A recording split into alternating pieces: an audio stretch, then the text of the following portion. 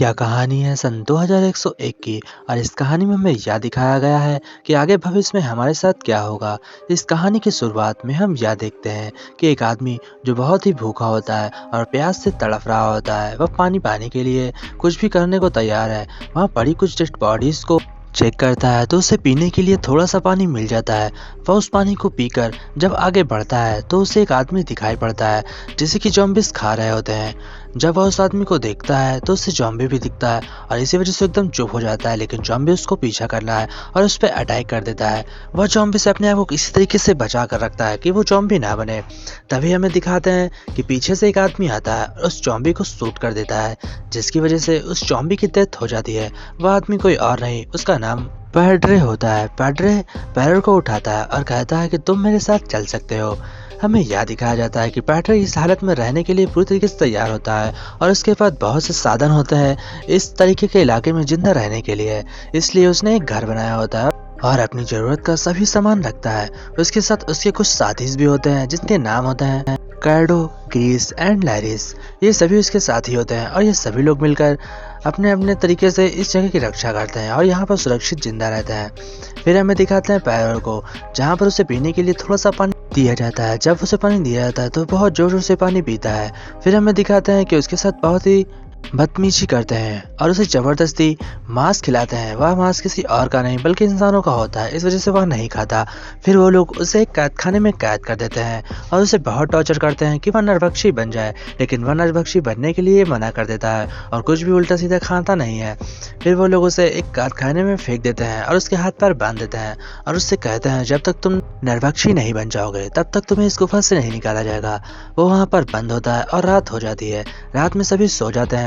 सभी के सोने के बाद लैरिस वहाँ से उठती है और चुपचाप जाकर चाबी चुराती है।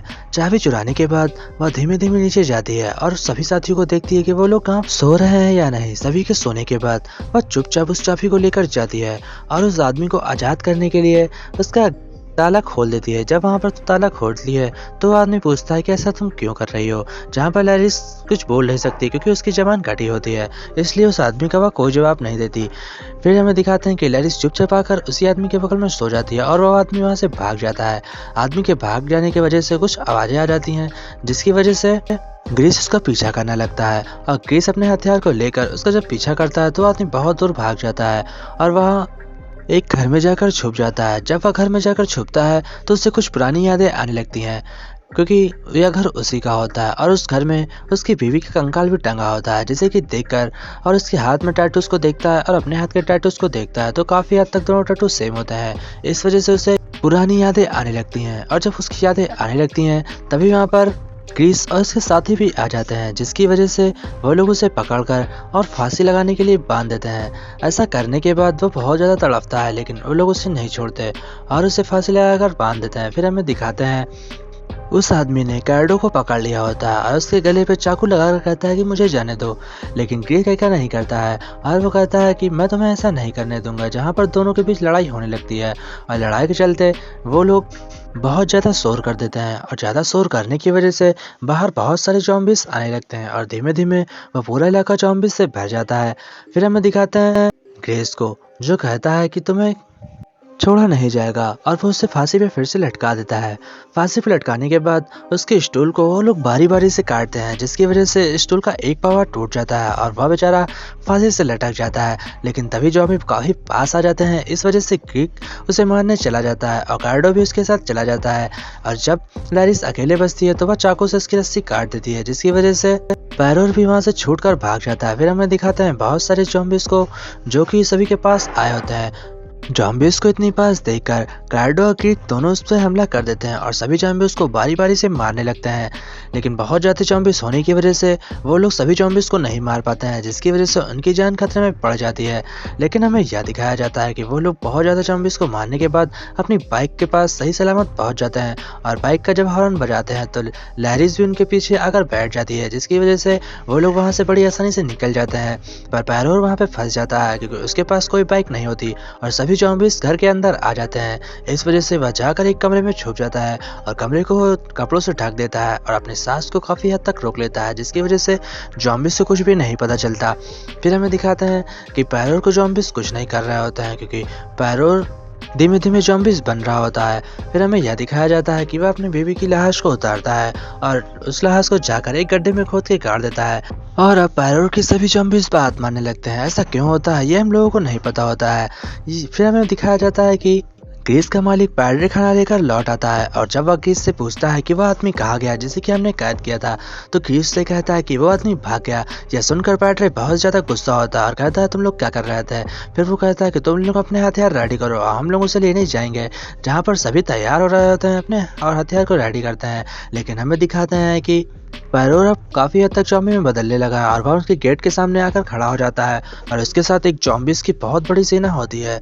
यह देखकर पैड्रे वहाँ पर डरने लगता है और कहता है कि तुम लोग में से कोई भी बाहर नहीं जाएगा और हम लोग युद्ध को अंदर ही लड़ेंगे। जहाँ पर हमें दिखाते हैं पैरोर अपनी सूझबूझ से उस दरवाजे को खोल लेता है और दरवाजे के खोलने की वजह से अब सभी ज़ॉम्बीज़ धीमे-धीमे अंदर आने लगते हैं।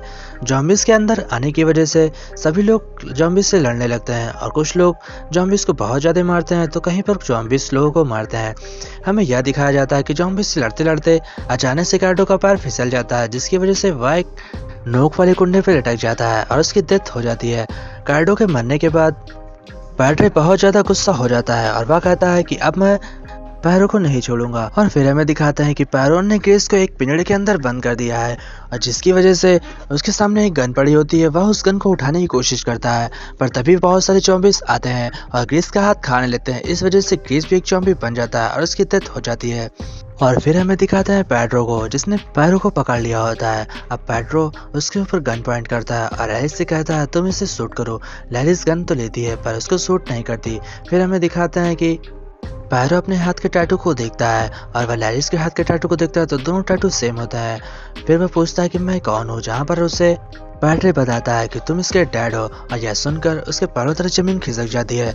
वह यह बताता है कि तुम लैरिस के डैड थे और उसकी पुरानी स्टोरी सुनाने लगता है। स्टोरी कुछ तो सुनाने पर हमें यह पता चलता है कि वह प्यास की वजह से बहुत ज़्यादा परेशान होता है। वह पानी और खाना ढूंढ रहा होता है। उसकी फैमिली के साथ वो अपने आगे बढ़ रहा होता है और वो लोग एक रूम में पहुंचते हैं, तो वहाँ पर कुछ खाने के लिए होता है, लेकिन खाना खत्म होने के बाद वह बहुत ज़्यादा डिप्रेशन में चला जाता है और अपनी पत्नी को फांसी दे देता है।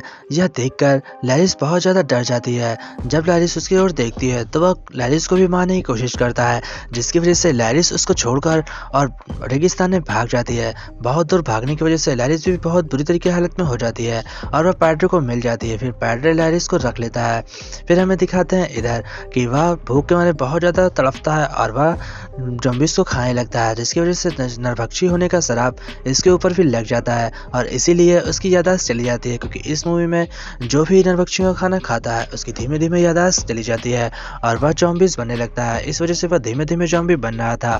फिर हमें दिखाते हैं कि यह सब सुनकर पैरो बहुत ज़्यादा दुखी हो जाता है और फिर वह खुद अपनी बेटी से कहता है कि मुझे मार दो, पर वह ऐसा नहीं करती और पैरो के पैर में जंजीर बांध देती है और वह जंजीर पैरो के पैर में बांध देती है और दोनों को रेगिस्तान में छोड़ देती है। और यहाँ पे हमें यह दिखाया जाता है कि अब पैरो भी पूरी तरीके से ज़ॉम्बी बन गया है और पैरो उसके साथ बंधा होता है और फिर दोनों को वह रेगिस्तान में छोड़कर एक गाड़ी में बैठकर खुद चली जाती है।